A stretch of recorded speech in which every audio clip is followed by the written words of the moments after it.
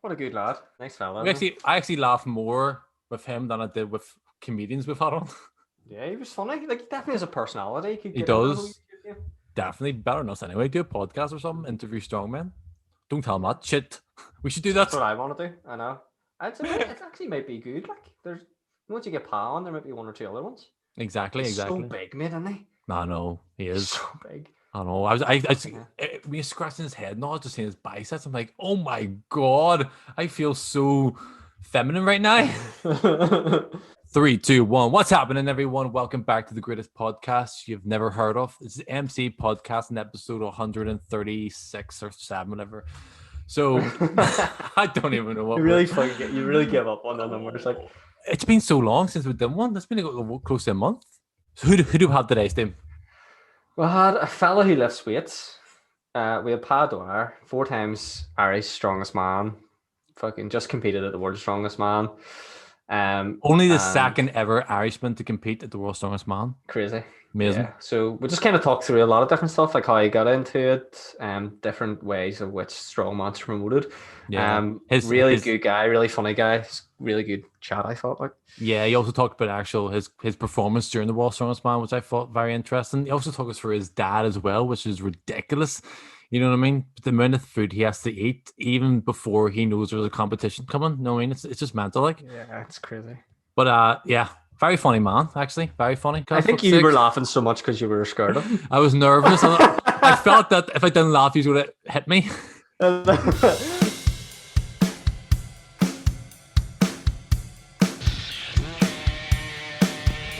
are now listening to MCPodcasting. There he is. You see us okay, yeah? I can see you, yeah. Can you see me? Oh, aye. Yeah, mate, we can see you all right. Yeah, looking very small. I was just saying to Dan there before, I'm Stephen, by the way, and that's Daniel. I was just saying before you come on, obviously I've got a beard and I'm bald, so I don't want to confuse people. Like, you're the strong man, and I can't get there, you know what I mean? Like, I know it's easily confused with our physiques. Just leave your jumper on and there'll be no mistakes. That's it, mate, that's it. How you doing? You keeping well? Yeah, not too bad. Struggling away all the time. Yeah. Yeah. Where are you speaking this from? Is it Limerick, Pa? Limerick, yeah. Do you know Limerick? Yeah, I think I've been there when I was a kid. Well, it's one of them things. My mum tells me I've been everywhere when I was a kid, but I can't really remember it. All I know is it the knife capital of Ireland? It's probably at one stage it was known as Stab City, yeah. Stab City. The reason I ask you that there, Pa, is just because up here, like, we can't travel, we can't go to the gyms. So how's that for you? Like, how are you getting around that? It's the same down here. At the minute, there's a 5-kilometer travel limit here, and all gyms are closed unless you're elite. But I'm considered elite, so I'm kind of allowed to train away. Oh, nice. Happy so, yeah, it's handy that way. But it's a bit of a bollocks at the same times because I like training with people, you know, in an environment. And at the minute, everything's closed down, everything's shut, and even the lads that I do go with, like, you know, it's not the same. Because like the shit that's going on at the minute, everyone's on a bit of a downer, you know. Yeah, exactly. Yeah. Are they enforcing that, the whole 5K thing? Are they? Yeah. Like, is there like guarded about? Aye. There is, yeah. There's guarded checkpoints. Jesus. Kind of off either side of it. Like, there's a main kind of road. We're in a town where we're off of a main road, and there's like police either side of it. So, but yeah, it's a fucking bollocks. How strict is it up in the north? I don't think it's that strict, is it? It is and it isn't. Like, they told us that it's strict, but they're not enforcing it, if that makes sense. Like, they're saying don't go out unless you're going for an exercise or it's essential travel. But apart from that, like, there's no police enforcing it. So people are just taking a piss now. Like, at the first lockdown last year, like last March, everyone was taking it seriously. Like, no one left their house and shit. But I think because it's been almost a year now, people are just kind of fed up with it that way. So I think a lot of people, like Stephen, for example, he's taking it really seriously. He barely leaves his house. I still work. I still go to work and stuff. So for me, I'm still out and about. So I still get out. But there's a lot of people just not doing it anymore. There's a lot of parties and stuff happening, and police are breaking that up. But yeah. Yeah. kind of shit like Yeah, same down here. There's a lot of parties going on, but I'm not being fucking invited to any of them. Well, I'm a recluse, so this COVID suit me perfectly. So, we wanted to ask you, pal, because obviously I don't want to have a whole podcast on COVID because I'm sick of the back teeth for talking about it, to be honest. No more. But obviously, you're a strong man. I know it had a massive impact on the World's Strongest Man originally. The last year, that was your first time competing at World's Strongest Man. How did you find it? Was it because obviously you don't get the same atmosphere the first time competing in World's Strongest Man, and there wasn't the same level of crowds there. How did you find this year's competition or last year's competition? I suppose it wasn't the same, but like saying that, I was used to it because I'd been at UK Strongest Man, Europe Strongest Man, and what other one was I think it was another competition, and it was the same thing. It was filmed for TV. So all that was there was the athletes and film crew. So like by the time World's Strongest Man came around, which is the last competition I've done, it was the same shit. Like all that's there was camera people, and that's about it. But World's Strongest Man was obviously bigger than that, so you had a lot of cameramen and stuff like that. Yeah. But yeah, it was a bit shite that way. Plus, like when we landed over there, we were hit with a hurricane. So it was indoor. You had to do all the heats, wasn't it? Yeah, exactly. Yeah, the heat is indoors. So now that kind of suited me in the sense because when you're outdoors, like a small stupid thing like the log being faced towards the sun can throw you off, because when you're pressing the log's up in your chest, and as the log leaves your face, and this happened to me before, the sun is hitting you to the eyes. So like all that was kind of taken away from us, but it was the first time in its history, and I think it's nearly its 48-year history, that World's Strongest Man was held inside. Yeah. So like obviously that was a big deal for you. I know it's a weird dynamic you're probably in, because 2020 for a lot of people was a shit year, but for you got to compete in the biggest competition for a strongman. How was that? Was it anticlimactic being there without any fans? Like, did it feel like the World's Strongest Man competition, or was it just like another competition to you? No, it felt like World's Strongest Man, to be honest, because there's a lot of strong men there. Like, I'd be a strongman competitor, but I'm also a fan of the sport. So, like, I'd be looking up to guys like Brian Shaw and Oberst and the Eddie Halls of it, and all those guys were there competing in their fucking zone, shouting, lifting shit. So, like, when you see them, it kind of told me to wake the fuck up and get on with it, but it does help. Like, you get at, like, I was at Britain's Strongest Man in January, and there was 15 or 20,000 there. Amazing. And when you have that many people shouting your name, doing an event, it definitely helps. You have the atmosphere helping you on. That will have an effect. Like, we didn't have that at Worlds, but that now, saying that World's Strongest Man isn't a big crowded event anyway. All you'd have is a couple of people at the barriers, because they like to keep it away from mainstream sort of thing. Like, last year obviously it was in Florida. The year before that, basically it's normally held in these weird locations. Like, for years and years, it was held in the arsehole of South Africa. And I can't even remember the fucking name of it. What part of Africa it was, but it was fucking awful. See, you're lucky enough though, with it being in the US, with the food as well. Like, at least you can kind of, like, if you're in, at least you obviously have to get a lot of calories in. So at least you're in America, and there's no issue getting calories in there. Like, none. There was none. It was ideal. Like, we were put up in a 5-star resort, so everything was at hand to us.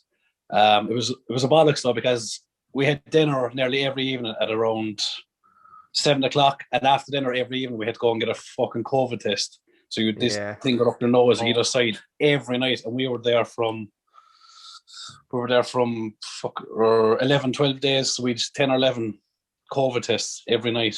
So that was great fun. Did all the lads eat together? Did they? Yeah, we're all in the same room together. Yeah, Jesus, that would have been like a massacre. Like, let me. What did you think of your overall performance? Obviously, first time there. I rewatched it just in prep of coming on.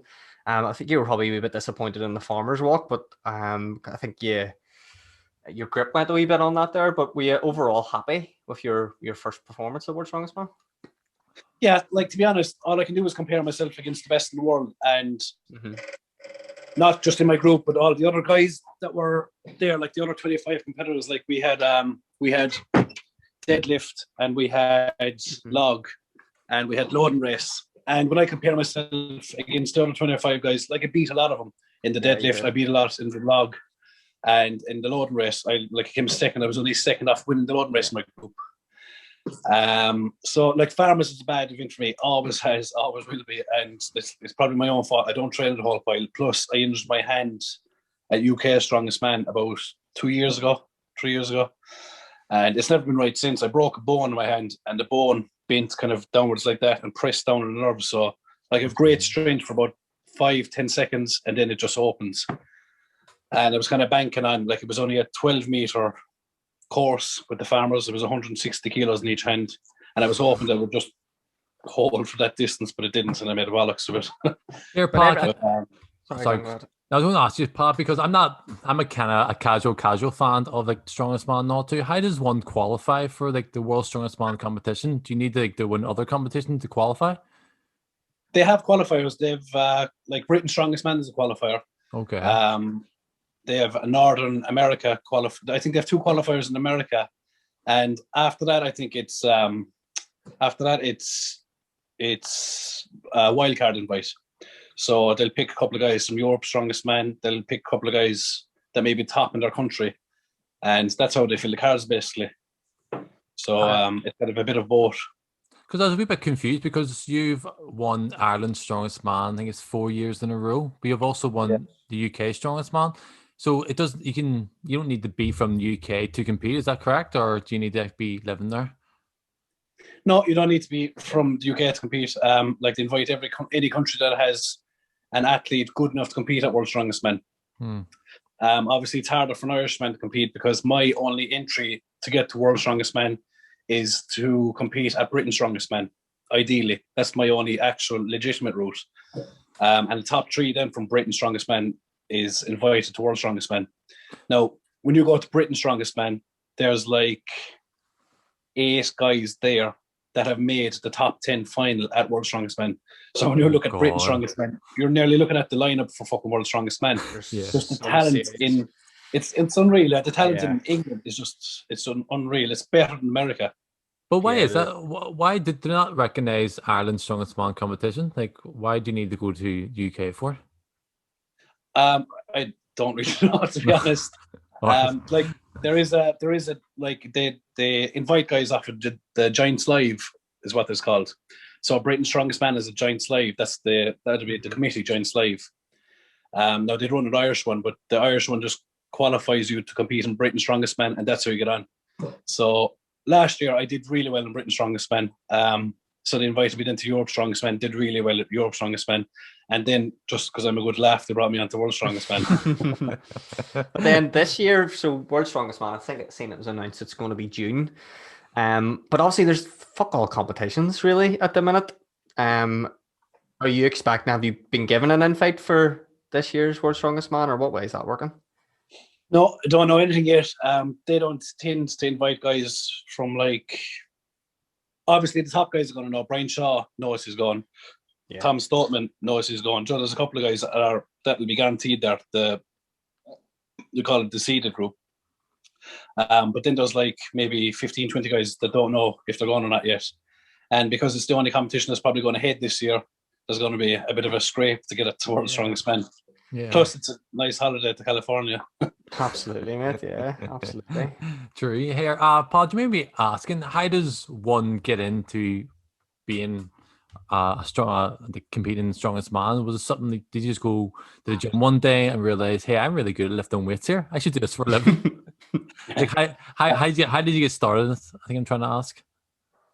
Basically, I joined the gym when I was 21 years of age. I was drinking a lot. Up to that point, I was partying like I want to now. Up to that point, and my girlfriend at the time got pregnant, and I said to myself, I need to stop this shit and straighten myself out. And I joined the gym, and when I was 21 years of age, I was just about 11 stone.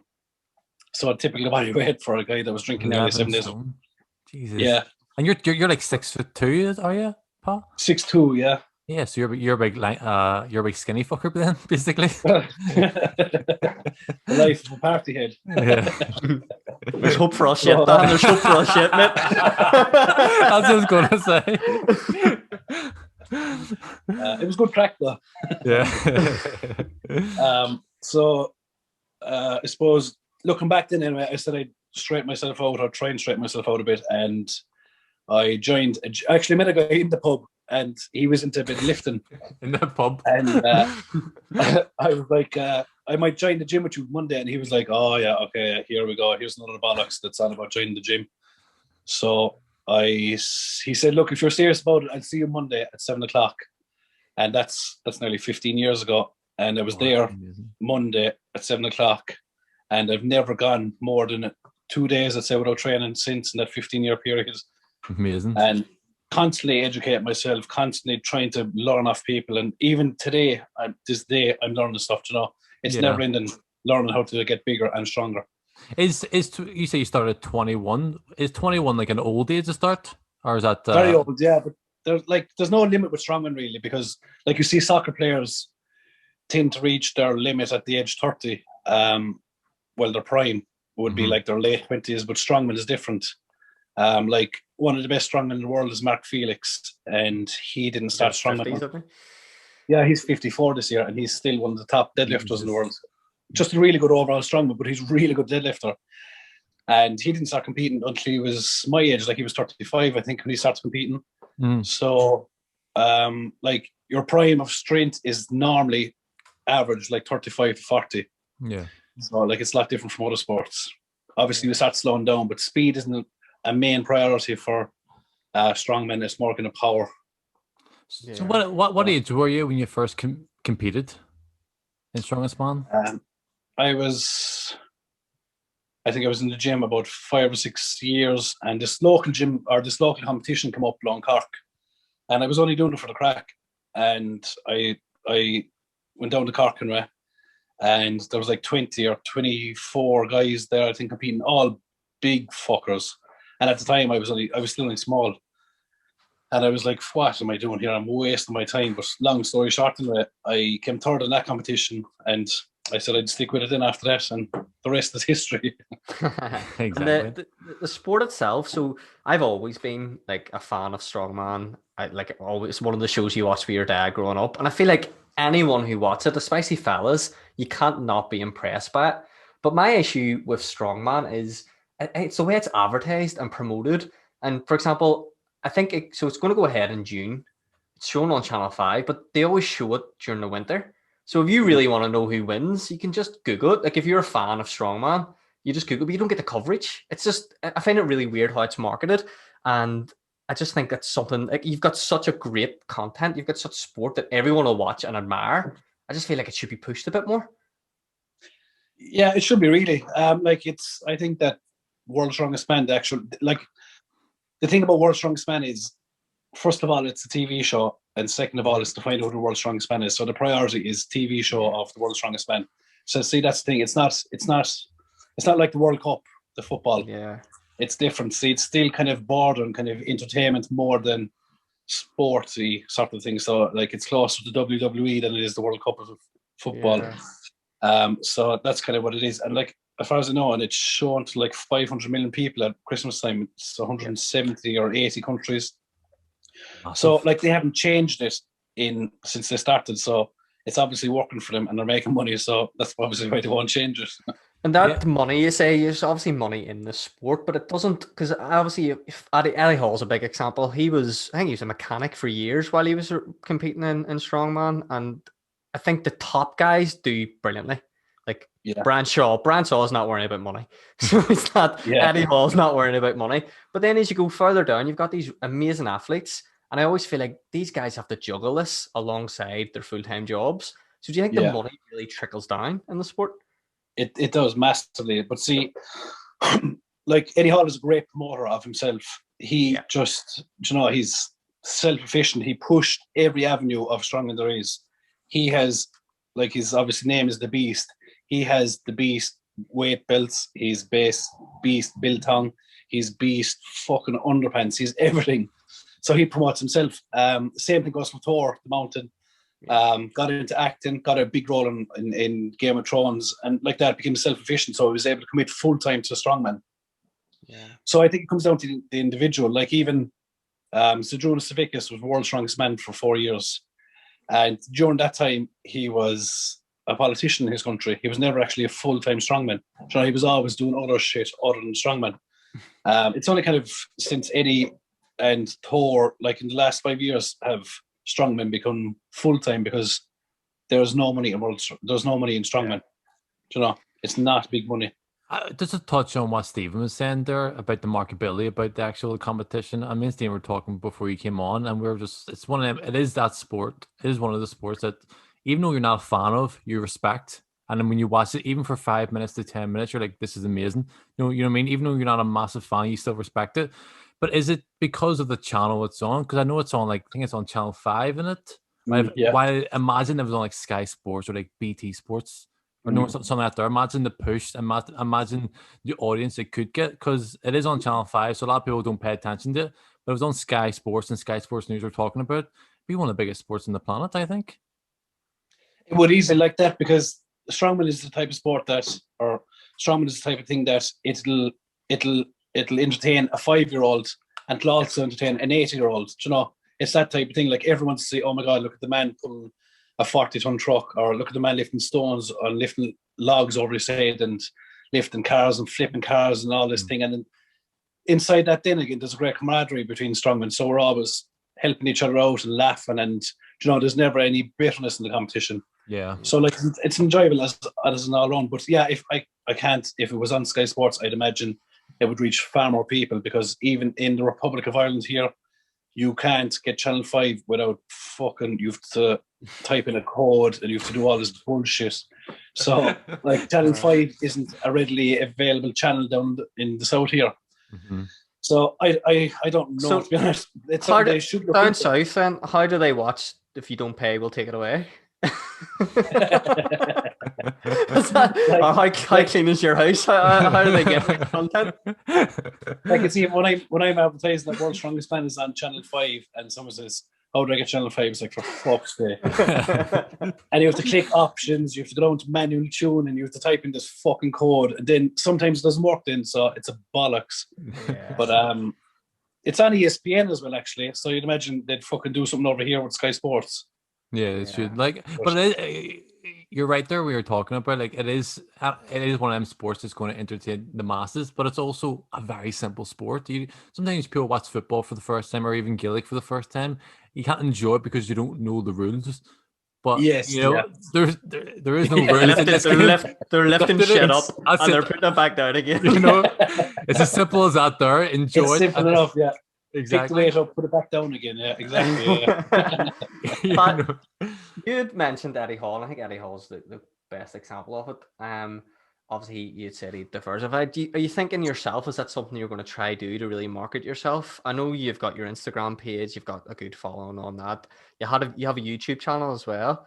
Do you think? I think most big strong lifters now are posting stuff on YouTube. Do you feel like pressure to go down that route, or is that something you're trying to do yourself? Well, see, it's kind of hard because I want to set up a YouTube page. I have a lot of people ask me to set it up, so and like it's like Eddie's making massive money from it. Brian Shaw is, and when you talk about when I was speaking to them about it over in America, the money that they're making off it is pressuring me into setting up my own YouTube page, because it's not small money that they're making from fucking stupid shit. And that's all they're just documenting how the food they're eating. Or they're fucking out walking, or they're jumping off stupid shit, and you know. But I find like if you can add in a bit of humor to things, it sells a lot better than standard. Oh, I'm going to the gym today, I'm going to lift this, and you're like, oh fuck this. So like, I am going to get into it eventually, into the YouTube side of things. I just need someone to hold the camera and point the camera at me. Exactly. But it's also because you see so many people doing it, people who aren't even in the shape you're in. So if I came across like a standard guy, then you show me how to do a deadlift or something there, I'm going to be watching you more than the other guy. You know what I mean? So people almost take your recommendations far greater than with some other guy. So we definitely what about that time I showed you how to deadlift? Yeah, that was amazing. I almost broke my back. I know you really you lifted that 60 kilos really well, mate. I was proud of you. Was it 60 kilos? I thought it was 40. I write that down somewhere. 60k, Jesus Christ. But here, sorry, go ahead, Tim. I actually wanted to ask just quickly about your current lifts, Pat, because I don't think bench press, correct me if I'm wrong, I don't think the bench is something that strongman really focus on. Just by following a couple of people on Instagram, it's mostly overhead pressing, deadlifting, squatting. What's your numbers like at the minute? What's your max squat? I'd say what's your max squat deadlift? I never max out really on any of the lifts in training. I'll only really do it in competition. And lately I haven't been challenged to a max, but like my deadlift, I've done 400 kilos for 3 reps in the gym. Like I don't know what my max is. I imagine it's. Is that it? I kind of think I feel confident in pulling 430, 440 maybe. Jeez. My overhead press is 190 kilos, 192 kilos on a log press. And my squat, I think I squatted, and again, like I wasn't pressured. I kind of did it just to because I felt like doing it that day, and I squatted 380 kilos. This is probably a stupid question. Like you're in the gym and sometimes you're pushing yourself. You ask someone to squat you. Who can you ask to squat you? You're like, I'm doing 400 here. The guy's like, okay, I guess. That's another reason. Like I don't never go for max in the gym because number one, I don't have like that's where you get injured as well. You know, you're doing these stupid maxes. Yeah. And like I'd stay away from maxes from the gym, to be honest. Well, I try my best anyway. Yeah. But no, I've a couple of lads I had at the time that would be around me, but no, I've never failed a lift ever. But here's a question I want to ask you, Pat, and it's I don't know how to word this here, because we look at football, for example, like say soccer, and you just call it down south, like they're only starting to realize what hitting the ball can actually do to you long term. You can cause concussions and brain injuries. Is there enough research that's been going on in like Strongest Man to actually see what the long term effects are of lifting the car or pulling the car? There's no actual probably studies done it, but all you can do is look what it's in front of you. And World's Strongest Man in the 70s was a guy called Bill Kazmaier. He was 3 times World's Strongest Man in the 70s. I'm not sure exactly what years they were. And currently, he is still a big fucker. He's a commentator now for Giants Live. Like, he does all the commentary for Britain's Strongest Man and all these other competitions. And I'm going to hazard a guess that he's close, maybe mid-70s. No, you see, I'm not sure. If he was I'm afraid to guess. Be watching. But like, he was World's Strongest Man in the 70s, and he's still a big, healthy fucker. So, like, that's all I go about. Another example would be like there was 2 guys in their 50s at World's Strongest Man last year. So that's another example. Like that, if it was going to affect you late into your life, it would affect them fuckers, and it's not because they're still in the way. Yeah, true. I know. Probably depends on your shape as well. Like certain people can carry. Like I don't want to keep harking back to Eddie Hall, but one of the things the way he stopped. The only name he knows. The only reason why Eddie stopped doing it, he said, was because he had to put on some serious weight to be able to pull. Like he did after 500 £500. So he knew that he couldn't sustain that long term. Like that wasn't his normal weight to get to that. So he slimmed way down now. So I think it just depends on the frame of the person who's the world's strongest man. If you're 6'6", if you're Thor, for example, I think you're okay. But if you're actually under 6 foot and you have to get your body mass up to a certain level, then I think it probably would. There's an argument there to going, right, this is probably unhealthy. When I'm finished all this strongman shit, I probably need to drop my body weight down. Absolutely, yeah. Like Eddie Hall at his prime, I think was like he was close to 200 kilo body weight, which would be 30, maybe 31 stone, and he's the same height as me. He's 6'2". So you can imagine a 6'2" man at 31 stone, and like he did not have an awful lot of body fat either. He was not fat. Yeah. He could still move really fast, and just like if that was fat, obviously it'd be a small bit easier on the heart. But the fact that there was a lot of it was muscle, that heart has to work so hard. Even for him sitting down on the couch, because he's that amount of muscle mass, he would burn a serious amount of calories. So his heart is always constantly working that bit harder. So if he'd continued at that body weight, he would be fucking probably, like he's a healthy man. You know, he does look after himself really well. He did a lot of cardio, he did a lot of swimming, stuff like that. So he worked his cardiovascular system, but it was not healthy. He must have been, at that time, he was easily over 10 stone body weight, maybe 10 or 11 stone body weight, overweight. Probably Probably a stupid question though. But seeing you're competing in these competitions, or even beforehand or afterwards, is there like a medical team that check you before you go and lift these, like go and compete? Yeah, the first thing that's happened over in America at World's Strongest Man was we had a medical and a drug test, and basically 2 doctors go through all the fucking things with you, and you're checked out basically. And ever before you go, you have to get a full blood work done, and you have to email it over to them, and they have to go down through your blood work, and they have to check you off before you ever jump on the plane. So you have to be healthy before you ever leave your country to head for World's Strongest Man. And they have in the past sent guys home based on the outcome of the medical over there. You know, once anyone getting fucking injured and dropping dead as a competition, like, I don't know how Channel 5 sell it. If, like, there's 3 dead bodies. You know what I mean? Well, it'd be good to say man dies deadlifting. Everyone gonna want to see that. True. Probably get better views. But did you? I think a question I want to ask you as well. Like, seeing you competed in the World Strongest Man, and then obviously that's like the biggest sporting event in that sport. Did you see like your Instagram account getting bigger and better? Are people reaching out to you more? Almost trying to say, did you become like us? more, did you become more famous basically once you went on the World Strongest Man? Yeah, I get a lot of followers, like because I'm always kind of I don't know, what would you say? I'm always kind of joking and bollocks and messing, sort of. That's the type of person I am. I'm not serious. I'm more humor than anything else.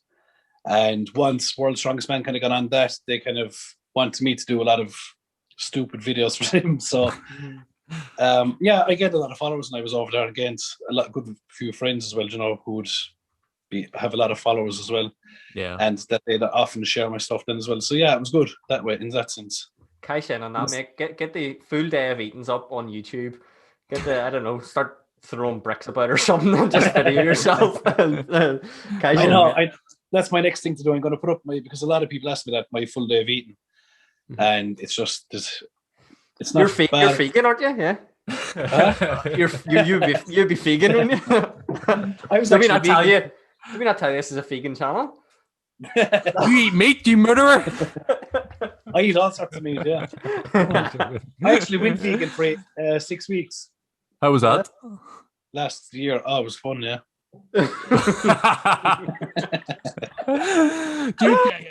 Do you mind telling us what you would eat in a day, pal? On a normal day of training, Like what would you eat if you could? Special K. It's okay. What would I eat if I could get away with it? No. Just what would you eat normally when you're training on a normal day?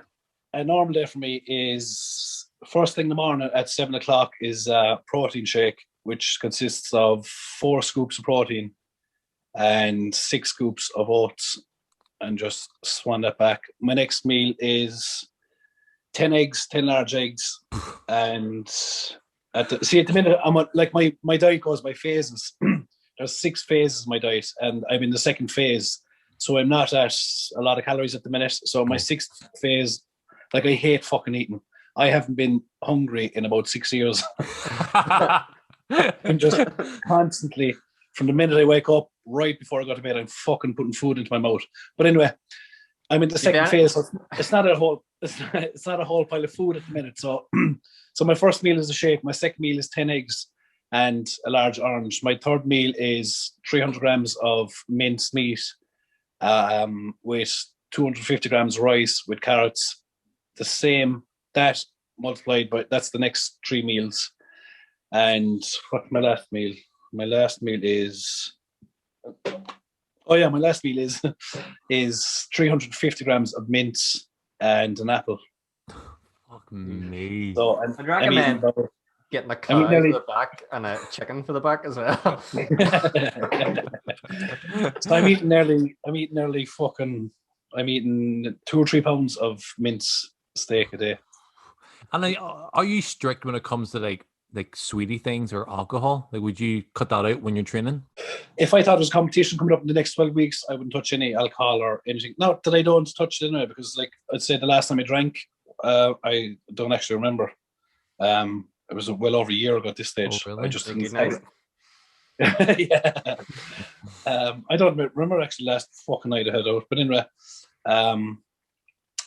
But when I'm on my diet, well, I'm after getting a nutritionist this time, and because nutritionists cost a lot of money, I find it much easier to follow this diet. So that helps. So, Pat, before you go, my brother asked me. He's a big fan of Strongest Man. He like, you got to ask him this question: who is the greatest in your eyes? Who's the best ever Strongest Man? That is a tough one. I suppose Svik is the best in the world ever, because like he dominated when he made the transition into World's Strongest Man. He dominated that. He went into the Arnold Classic. He dominated that.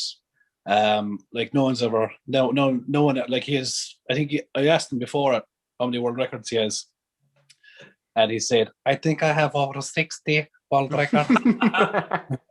So he has over 60 world records, and like he did all this as a part-time thing because he was a politician. He owns 4 fully commercial gyms. Like he was a businessman, a politician, and did all these world records and won all these competitions. So I suppose like he did this as a hobby. So you can imagine if he got the opportunity, like Eddie Hall and Thor did, where they got to commit to being a full-time strongman, where he was just training and just eating. I think he would have been a lot more than what he did achieve. No, Pat, I was just going to say, if you ever need a hand, just increasing your deadlift or squat, just give me a shout and I will call down. Limerick, is it, Kieran? Just as long as you don't get stabbed. Call down. If you don't deadlift more than 40 kg this time, you're getting stabbed. Well, me and Stephen hang on each end of the bar and you can just pick us up. That should be handy. What weight do you eat? Oh, 50 kg? What do I weigh? About 12, 13 stone. Yeah, I'm about the same. Yeah. So I love how you laughed at that time when I said it. I know. I'm just thinking the most of it is head. Yeah. He probably has shit's bigger than us, too. Right, on that note. Yeah, thank you so much for coming on, Pat. I know it took us a while to get you on, but it was it was worth the wait. And good luck in all the competitions this year. I hope we'll be rooting for you anyway. All right. Thanks a million. Thanks, guys.